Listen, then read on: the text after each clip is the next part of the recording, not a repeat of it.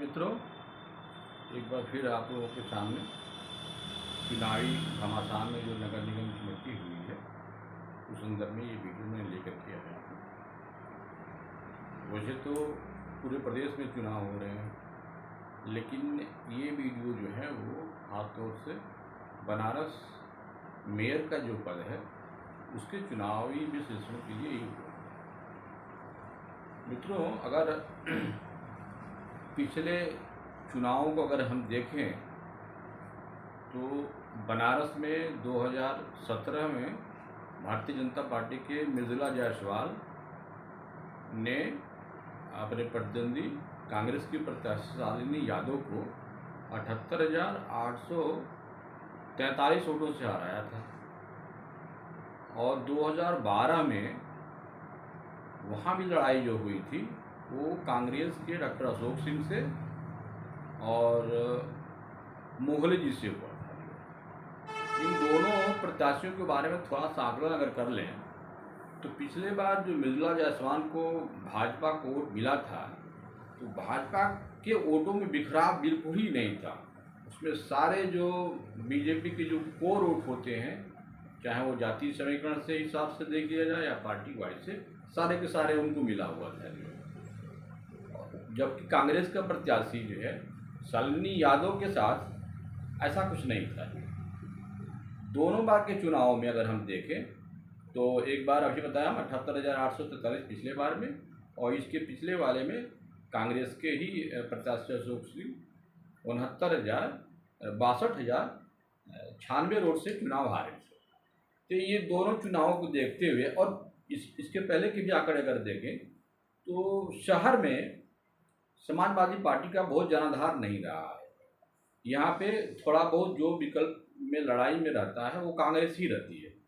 इस बार का चुनाव थोड़ा सा दिलचस्प इसलिए हो गया है कि भारतीय जनता पार्टी के जो प्रत्याशी था उसका नाम बहुत बाद में आया, क्योंकि आपसी खींचतान थी।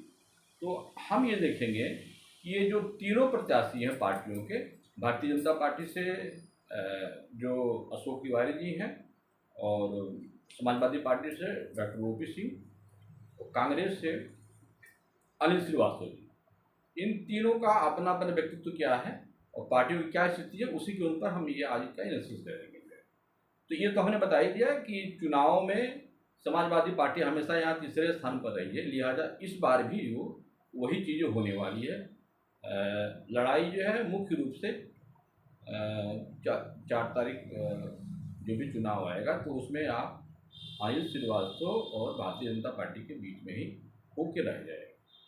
अब कुछ लोगों का ये कहना है कि डॉक्टर ओपी सिंह के समाजवादी पार्टी के आ जाने से ठाकुर मतदाता जो है वो ओपी सिंह की तरफ झुक रहा है, और मुस्लिम भी झुक रहा है, यादव भी झुक रहा है, लिहाजा यह एक सशक्त कैंडिडेट के रूप में इनको देखा जा रहा है। बस स्थिति ऐसा है। देखिए, कोई भी आदमी, अगर कोई आदमी बहुत जातिवादी है, जाति को वोट देख के देता है तो वो किसी बड़े लीडर को देखता है जो है। अब ऐसा तो नहीं होगा कि कोई क्षेत्रीय नेता है उसको वोट को लोकल नेता है उसको देख करके दे। अगर किसी को कोई ठाकुर है, अगर उसको लगता है कि हमको अपनी जात का वोट देना है तो वो उस जात का जो नेता है उसको वोट देगा। जो है ओपी सिंह क्यों देगा? ओपी सिंह उस पार्टी में है जिस पार्टी के मुखिया अखिलेश जी सारे मंचों पर जोगी जी और जोगी की स्वजाति लोगों को जो है बहुत ही बड़ा बुरा करते हैं, और सारा जो गड़बड़ी है ये कहते हैं कि ये उन्हीं लोगों की देन है। लिहाजा ठाकुर मतदाता क्यों ओपी सिंह को चुनाव में वोट देंगे। लेकिन कुछ लोग ऐसे हैं जो जात के नाम पर, वो हर एक में है, वो थोड़ा बहुत वोट जाता है। तो देखिए, पहला जो ये वोट बीजेपी से निकला जो है कास्ट के नाम पे, तो ये भाजपा का वोट जो है यहाँ पे कम हुआ। जो दूसरा वोट बैंक है, एक जो लोकल शहर में हम कह लीजिए कि भूमिहारों का वोट जो है, तो अभी हम ये बात इसलिए करें कि बीजेपी की सब कोर वोट है। तो भूमिहारों का जो एक वोट है जो बीजेपी को हमेशा जाता रहा है, वो अनिल श्रीवास्तव के जब काशी हिंदू विश्वविद्यालय में जब चुनाव लड़ा करते थे, महामंत्री अध्यक्ष पद थे, और उसमें मनोज सिन्हा जो लड़ते थे, तो मनोज सिन्हा, अनिल श्रीवास्तव, अरविंद किशोर राय, ये इन लोगों की एक जिगड़ी थी और बड़ा अच्छा संबंध था। और चूंकि अजय राय कांग्रेस के सर्वे सर्वा है बनारस में, इस बार तो इनकी भी जो है इस बार की पोजीशन, अगर इनको लगता है कि मेयर चुनाव हम जिता लेते हैं तो कांग्रेस में उनकी अपनी एक ऐसी हैसियत बनेगी जो है, तो वो भी जी जान से लगे हुए हैं। प्लस कैंट से कई बार चुनाव लड़ चुके हैं अनिल श्रीवास्तव जी जो है, एक उनका जन्मधार पहले से है और उनका व्यक्तिगत व्यक्तित्व इस तरह का है कि सारे वर्गों का वोट उनको मिलता है। ये बात मैं इसलिए कह रहा हूँ, देखिए काशी विश्वविद्यालय में जब हम लोग पढ़ते थे उस समय अनिल श्रीवास्तव जी पहले महामंत्री हुए, उसके बाद अध्यक्ष हुए।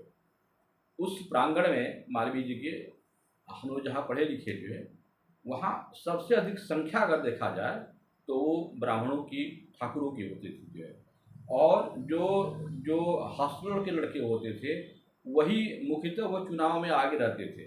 ये अनिल श्रीवास्तव जी पहले पहले ऐसे उम्मीदवार थे जो कैंपस के बाहर शहर में रहते थे और कायस्थ होने के बाद भी सारे जातियों को वोट लेकर के और ये महामंत्री भी हुए, अध्यक्ष भी हुए। ये बताता है कि उनका व्यक्तित्व जो है बहुत ही मिलनसार और जिनसे भी वादे करते हैं उनके साथ चलने वाले हैं, बहुत मधुर। ये कहिए कि एक ऐसी पार्टी में वो चले गए कि लिहाजा चुनाव हमेशा हारते रहे। तो इस बार सारे समीकरण जो है, चूँकि काशी विश्वविद्यालय पढ़े हुए हैं तो एक लंबा समय गुजरा है, उनके साथ के जो लोग थे, चाहे इरेस्पेक्टिव ऑफ कास्ट, सभी लोग उनके प्रति एक सद्भावना रखते हैं और उनके उनके जो भी संपर्क हैं वोट के माध्यम से उनको देने की कोशिश करेंगे। तो एक तो उनकी अपनी कायस्थ बिरादरी, भूमिहार बिरादरी और ठाकुर बिरादरी, ये भाजपा का जो वोट है ये कट रहा है जो है, ठीक है। और ये हमको लगता है कटते हुए वो अनिल श्रीवास्तव के तरफ झुकता हुआ नजर आ रहा है। जो दूसरी जो बड़ी चीज़ मैं कह रहा हूँ कि पूरे अगर शहर में देखिए तो जितने भी मुस्लिम बाहुल्य पार्षद के क्षेत्र हैं उसमें मैक्सिमम कांग्रेस ने मुस्लिम उम्मीदवार उतारे हैं। और इससे क्या हुआ है कि जो पार्षद जो वोट मांग रहा है उसको नीचे और ऊपर एक ही वोट मांगने में, पंजे के निशान वोट मांगने में बड़ी उसको आसानी हो रही है। तो कांग्रेस के तरफ जो मुसलमानों का शिफ्ट है इस बार, वैसे भी देखिए जो है जब से ये अतीक अहमद का कांड हुआ है तब से, और पश्चिम में सहारनपुर बेल्ट में जिस तरह से मुसलमान बसपा की तरफ जा रहे हैं, बड़े बड़े लीडर जा रहे हैं, वैसे अब अखिलेश से थोड़ा बहुत मुस्लिम वोट भी हट रहा है जो है, वो बसपा की तरफ भी जा रहा है, कांग्रेस की तरफ जा रहा है। अब तो थोड़ा बहुत जो है लोग ये भी कह रहे हैं कि बीजेपी की तरफ भी जा रहा है। कहने का अर्थ ये है कि मुस्लिम जो वोटों में बंटवारा होगा जो है, और वह वोट चूँकि कांग्रेस का यहाँ पे हमेशा से मेयर वाले इलेक्शन में उसी से फाइट होती है बीजेपी से जो है, तो एक दिमाग लोगों में है कि यही वो फाइट कर सकती है, लिहाजा जो मुस्लिम वोट जो बहुसंख्यक मुस्लिम वोट है वो अनिल श्रीवास्तव की तरफ जो है जाएगा। अब तीसरी बात मैं बता दूं कि देखिए जो मेयर का जो क्षेत्र है इसमें जो है 3 क्षेत्र और ऐड हो गए हैं, बढ़ गए हैं, 10 पार्षद जो है, जिसमें कि रामनगर नगर पालिका, सीर गोवर्धन और एक लोहता। अब आपको बता दूं कि जो रामनगर पालिका परिषद है वहाँ की जो अध्यक्ष रेखा शर्मा हैं, ये 3 बार वहाँ पर अध्यक्ष रह चुकी हैं, और जब बीजेपी का बोलबाला रहता है तब भी वहाँ से कांग्रेस जीतती है। तो इससे ये क्लियर हो गया है कि रामनगर वाले बेल्ट में कांग्रेस बहुत मजबूत है, वहाँ भी अनिल श्रीवास्तव लीड करेंगे जो है। दूसरा ये जो क्षेत्र बड़ा है सीर गोवर्धन, निश्चित रूप से सीर गोवर्धन का जो एरिया है वो अखिलेश समाजवादी पार्टी का वहाँ पे ज़्यादा वोट है, तो वहाँ पे हो सकता है कि समाजवादी पार्टी का वोट जो है वहाँ कुछ बढ़ जाए। लेकिन दोनों जगहों पर देखिए तो बीजेपी का वोट यहाँ नहीं बढ़ रहा। अब लोहता में आ जाइए, लोहता में फिर जो है जो वोट जो है वो मुस्लिम वर्ग का वोट जाती है, और ये वोट जो है वो हम कह नहीं सकते हैं कि वो मैक्सिमम किस तरफ जाएगा, सपा की तरफ जाएगा या कांग्रेस की तरफ जाएगा। लेकिन चुनावों के परिदृश्य को देखते हुए 2012-2017 के परिणामों को देखते हुए और सक्रियता को देखते हुए ऐसा लगता है कि मुसलमान इस बार जो है कांग्रेस की तरफ वोट करेंगे। और चूंकि अनिल श्रीवास्तव के प्रति सारे लोगों को सारे समीकरण जो उनके पक्ष में जा रहा है, इसलिए बीजेपी को ये सीट निकालना आसान नहीं है। मैं आसान इसलिए नहीं कर रहा हूँ, देखिए ये संसदीय क्षेत्र है और सब कुछ के बावजूद भी मोदी की अपने अलग करिश्मा है और बहुत बहुत बनारस में काम भी हुआ है। तो एन के प्रकार लोग लास्ट में सब लोग यही कहेंगे कि नहीं, इस सीट को किस तरह से निकालना है और ये सीट भारतीय जनता पार्टी की तरफ जो है जा सकती है।